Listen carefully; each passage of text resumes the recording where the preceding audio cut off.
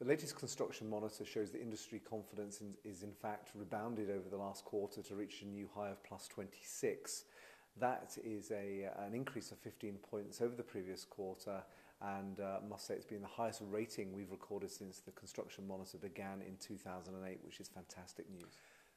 In this quarter, we asked members also a series of questions relating to specific skill shortages they're experiencing.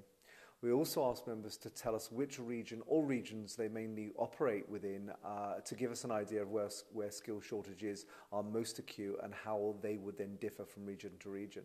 The results show that carpentry and joinery is the trade where employers are currently encountering the most acute skill shortages. And that shortage is also particularly acute within the northeast region of the country. There's also a general shortage of bricklayers, but this is particularly a big problem in the central and Fife region, where there's also an issue with a shortage of wood machinists.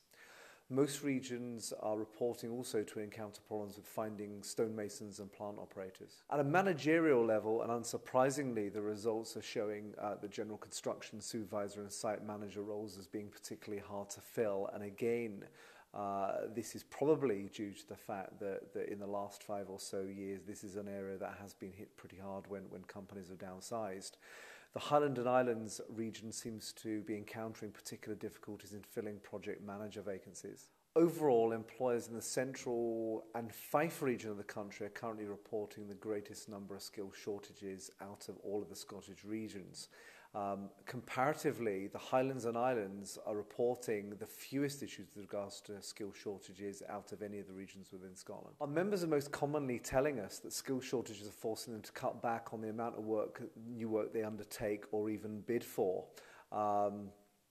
Or alternatively, what they're also articulating is the fact they have to use their existing workforce to do the additional work through overtime or increased productivity. Well, the general feedback from our members is that the current levels of funding provided to employers and help recruit and train apprentices are believed to be inadequate and therefore should be increased. This is through 2 funding streams, through direct government funding in addition to CITB grant funding. There's also a general acceptance that the industry needs to be more proactive in encouraging more young people into construction in the first instance. In addition, government and industry really should be working harder to promote careers in construction as an excellent prospect for today's school leavers.